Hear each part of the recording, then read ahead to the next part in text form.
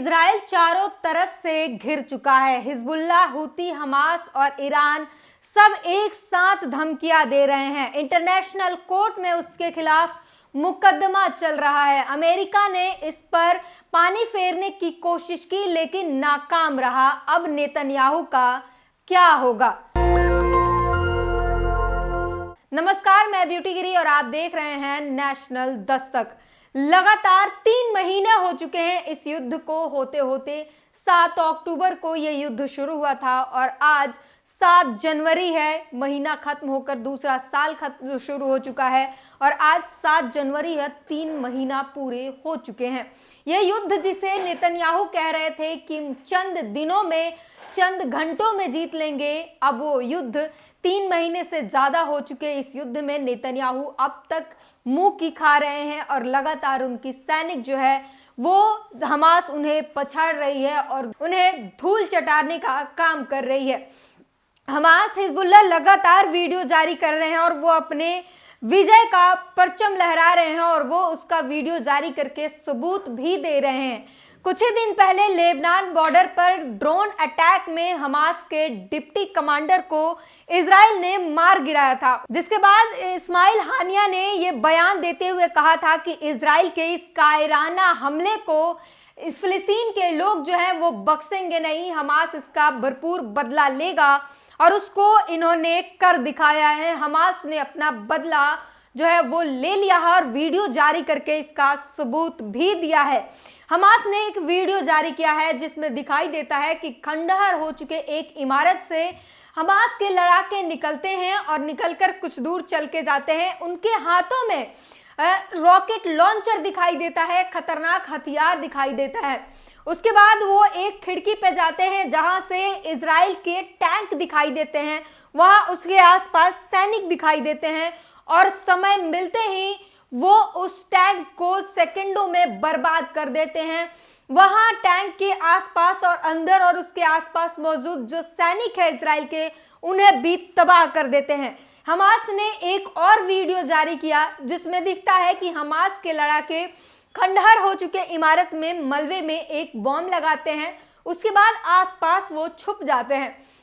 वो आईडीएफ के सैनिक, जो इजरायली सैनिक है, उनके आने का इंतजार करते हैं। जैसे ही वो पास आते हैं एक धमाका होता है और उसमें कुछ सैनिक मारे जाते हैं। हमास के सैनिक घात लगा कर बैठे हैं, हमास के लड़ाके घात लगा कर बैठे हैं वहां पर। और जैसे ही ये धमाका होता है अफरा तफरी मचती है सैनिकों के बीच, आईडीएफ के सैनिकों के बीच, और उसके बाद वो घेर के उन्हें मार देते हैं। और ऐसी ही कई सारी तस्वीरें और वीडियो साझा करके हमास अपनी बहादुरी का, अपने बदले का जो है वो सबूत दे रहा है कि वो इजरायली सैनिक पर किस तरीके से टूट पड़े हैं और इजरायली सैनिक जो है वो हमास के आगे कितना लाचार हो चुका है, वो कितने बेबस हो चुके हैं। उन्हें समझ ही नहीं आ रहा है कि आखिर हमास किस तरीके से ये लड़ाई लड़ रहा है। वो समझने की कोशिश जब तक करते हैं तब तक हमास अपने मंसूबों में सफल हो चुका होता है।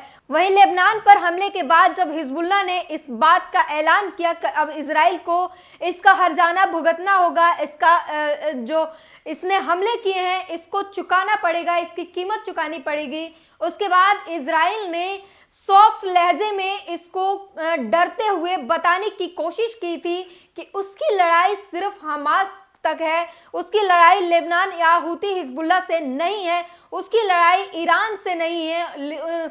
इजराइल के विदेश मंत्री ने जो है वो बताने की कोशिश की लेकिन ये सब उनके लिए नाकाम रहा, क्योंकि ईरान, हिजबुल्लाह और उसका सरगना नसरुल्लाह मिलकर जो है कई बड़े प्लान तैयार कर चुके हैं और लगातार उस पर हमलावर भी हो रहे हैं इजराइल पर। और जिस तरीके के इजराइल पर हमले हो रहे हैं वो देखकर लगता है कि अब ईरान जो है अपने मंसूबों में कामयाब होकर रहेगा, क्योंकि इजराइल को वो खत्म कर देने की सीधे सीधे चेतावनी दे रहा है। अमेरिका ने कोशिश की कि इस युद्ध को हमास तक ही रखा जाए, हिजबुल्लाह और ईरान तक ना ले जाने के, और इस मंसूबों में जो है उसे कोशिश की जाए कि ये ईरान और हिजबुल्लाह जो है वो इसमें ना आए, लेकिन वो इस काम में नाकाम रहा और ये विश्वास दिला पाने में वो कमजोर रहा कि हमास तक ही इजराइल की लड़ाई है। और इस अब जो है ये लड़ाई इजराइल बनाम जो है हूती, हिजबुल्लाह, हमास और ईरान हो चुका है और इजराइल और अमेरिका लगातार वो पिछड़ते जा रहे हैं। लगातार हम ये देख रहे हैं कि किस तरीके से हमास जो है वो आईडीएफ के सैनिक जो है, इजरायली सैनिक उनका घात लगाकर इंतजार करते हैं और पास आते ही उन्हें नस्तो नाबूद कर देते हैं, उनके टैंकों को बर्बाद करते हैं। और इतना ही नहीं, वो वीडियो जारी करके इसका प्रूफ भी रख रहे हैं सामने, क्योंकि उन्हें पता है कि इजरायली मीडिया तो सिर्फ झूठ फैला रही है और नेतन्याहू की बखान करने में लगी है और हमास की जो है वो ये दिखा रहे हैं कि गाजा पट्टी पर इजराइल का कब्जा हो चुका है।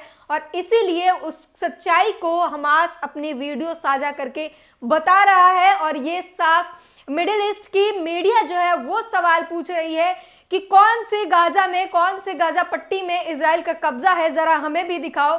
क्योंकि जो तस्वीरें हमारे पास आ रही है उसमें इजराइल के सैनिक मारे जा रहे हैं, इजराइल को खदेड़ा जा रहा है।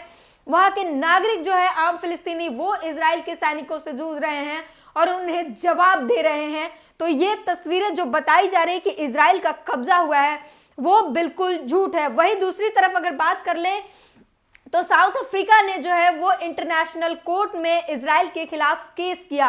पहले तो इजराइल ने उसे बेतुका बताकर खारिज करने की कोशिश की, लेकिन अब जो खबरें आ रही है उसमें पता चलता है कि अब इजराइल को इंटरनेशनल कोर्ट में पेश होना पड़ेगा और वहां पर जो है सुनवाई होगी।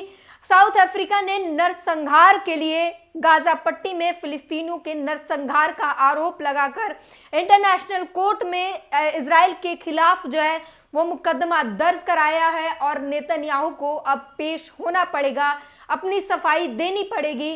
और अमेरिका की जो रणनीति है वो, उसकी कोशिश जो है वो बिल्कुल नाकाम होती जा रही है, क्योंकि वो इजराइल को बचा पाने में किसी भी तरह से असमर्थ है और कहीं हर जगह से वो मुंह की खानी पड़ रही है और कहीं से भी इजराइल और अमेरिका को अच्छी खबर नहीं मिल पा रही है। और इस बात से वो परेशान है क्योंकि लगातार जो है हिजबुल्लाह, हमास, ट्रिपल एच जो है और अब ईरान मिलकर नसरुल्लाह जो हिजबुल्लाह का सरगना है, वो सभी मिलकर लगातार इजराइल पर हावी हो रहे हैं और अब इंटरनेशनल कोर्ट का सिकंजा जो है वो नेतन्याहू पर कस रहा है। इससे साफ पता चलता है कि क्या कुछ आने वाले समय में, और नेतन्याहू जो है वो सीज फायर के लिए मजबूर हो चुके हैं। नेतन्याहू के तरफ से, उनके रक्षा मंत्री के तरफ से जिस तरीके से बयान आ रहा है उससे साफ पता चलता है कि इजराइल अब डरा हुआ है, उसके मन में डर है, लेकिन शर्म है कि क्या कहें, कैसे करें, क्योंकि युद्ध की आग में झोंकने का शुरुआत जो है उन्होंने किया था। लगातार बयान वो ही दे रहे थे कि हम जब तक हमास को खत्म नहीं करेंगे उसे, तब तक हम रुकेंगे नहीं। अब वो सीज फायर के लिए कहे तो कहे कैसे, अब उनके पास कोई रास्ता नहीं बचा है। पूरी बातचीत पर अपनी प्रतिक्रिया जरूर दीजिए। धन्यवाद। नेशनल दस्तक की आपसे गुजारिश है कि अगर इसको बचाना चाहते हैं तो नेशनल दस्तक को सब्सक्राइब करने के लिए रेड कलर के सब्सक्राइब बटन को दबाएं, फिर बेल आइकन की घंटी दबाएं।